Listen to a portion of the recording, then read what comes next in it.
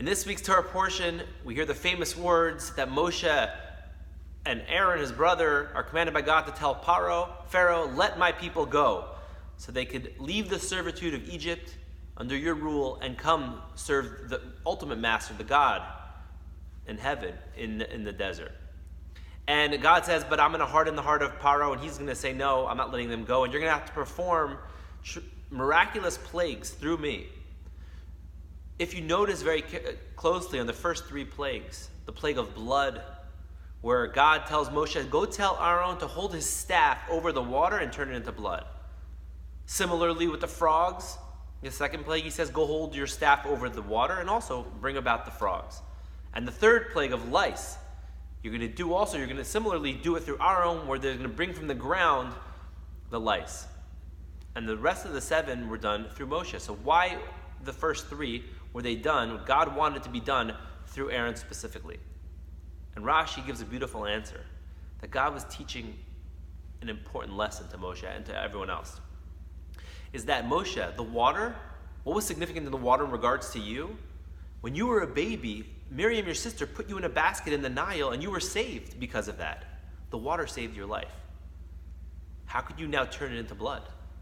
Similarly, when you had to kill the Egyptian who was trying to kill the Jewish person, you buried him in the sand protected your secret. How could you affect the sand now and bring about lice? God is telling Moses, it would be ungrateful of you not to recognize the service that these inanimate objects, this water, this sand, that has no thought, they're not thinking, when you're not thinking, they're not going to appreciate you saying thank you to them. But the bottom line is you were saved through them, and therefore you cannot turn around and hurt them, so to speak. The lesson that brings to us is so powerful, how important it is to constantly recognize the good that is done to us on a constant basis. If we have to notice it by nature, then for sure we have to notice it by people who actually do good for us. And of course, there's so many people and there's so many instances in our lives where we can say thank you for everything that was given to us and the good that was done to us.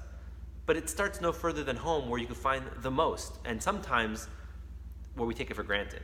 Of course, our parents, who, as young parents who are raising our children, we know how much we put into it.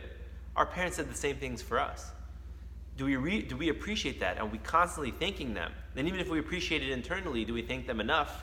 I know I don't do it enough, and I probably should. I think that the verbalizing it and thanking our parents for everything they do, and going to our spouses. We know we each have different roles, and everyone, I do this, you do that, and it kind of becomes like this is our job, and therefore you're doing good. You succeeded in your role, I succeeded in my role, and et cetera, et cetera. But we can't act like that and think like that. We have to recognize everything our spouse does for us and thank them and appreciate that.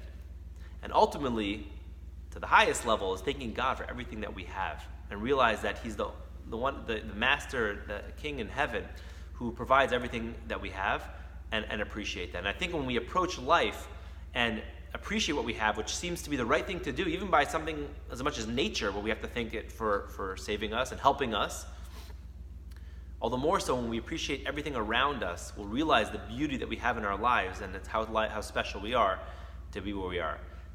I'd like to wish everyone a Shabbat Shalom and a wonderful week.